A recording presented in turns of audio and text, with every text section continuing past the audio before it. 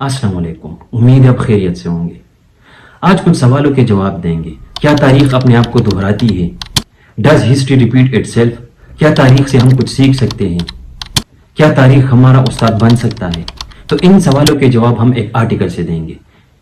یہ آرٹیکل جون 1 2025 کے Dawn news paper میں پبلش ہوا ہے and it is written by Nadeem Farooq Paracha. Article کا نام ہے نیشنز ایٹ کراس روڈ۔ تو اس آرٹیکل میں رائٹر سب سے پہلے کہتے ہیں کہ ہمارے پاس ایک جنریشنل نارمز ہوتی ہے یا جنریشن نارمز یا ویلیوز ہوتی ہیں جو کہ کسی معاشرے میں جو پولیٹیکل سسٹم ہوتا ہے، اکنامک سسٹم ہوتا ہے، سوشل اینڈ جسٹس سسٹم ہوتے ہیں، تو وہ ایک جنریشنل نارمز کو جنم دیتی ہیں اور ان ٹرن وہ جنریشنل نارمز پھر دوبارہ ایک پولیٹیکل سسٹم اور اکنامک سسٹم کو جنم دیتی ہیں۔ تو یہ ایک سائیکلیکل پروسیس ہے۔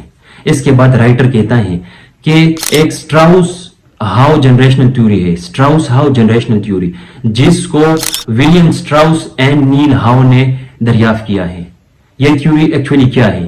یہ تھیوری جو ہے اس میں 4 سٹیجز ہوتے ہیں: high stage, awakening stage, unravelling stage and crisis stage, اور اس کو سیکولم کہتے ہیں۔ اور ایک جو سیکولم ہوتا ہے وہ 80 ایئرس ٹو 100 ایئرس پر مشتمل ہوتا ہے، یعنی ایک سٹیج اس میں 20 ٹو 25 ایئرس کا ہوتا ہے۔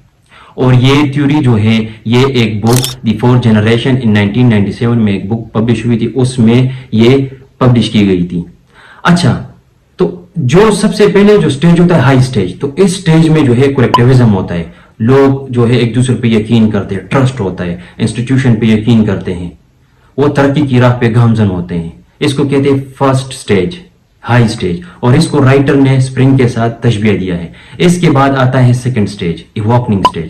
تو پھر جب after 20-25 years generational norms change ہو جاتے ہیں تو وہ اتھارٹی کو کوشچنز کرتے ہیں۔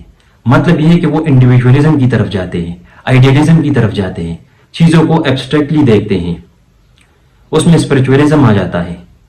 پھر تیسرا جو سٹیج ہے اس کو ہم کہتے ہیں انریولنگ سٹیج۔ یہ جو ہے ایکچولی یہ سٹیج ہائی سٹیج کے بالکل اپوزٹ ہے، اور یہ سیکنڈ سٹیج جو ہے ایواکننگ اس کو کمپلیمنٹ دے رہا ہے۔ اس میں کیا ہوتا ہے، انڈیویجولزم اور بھی مضبوط ہو جاتی ہیں، لوگ جو ہے وہ کوشچنز کرتے ہیں، پریگمیٹزم اس میں ہوتا ہے، لوگ پریکٹیکلی سوچتے ہیں، اس میں سینیسزم ہوتا ہے، لوگ کہتے ہیں کہ لوگ اپنے سیلف انٹرسٹ کے لیے کام کر رہے ہیں، ہیڈنزم ہوتا ہے، لوگ کہتے ہیں کہ لوگ صرف پلیجر کے لیے کام کرتے ہیں۔ اس کے بعد آتا ہے چوتھا سٹیج جس کا نام ہے کرائسس۔ تو یہ ایک کرائسس کو جنم دیتی ہیں۔ اس کرائسس کے بعد یا تو وہ سویلائزیشن جو ہے فال کرتا ہے، یعنی گر جاتا ہے، یا دوبارہ ریوائیو کرتا ہے، یعنی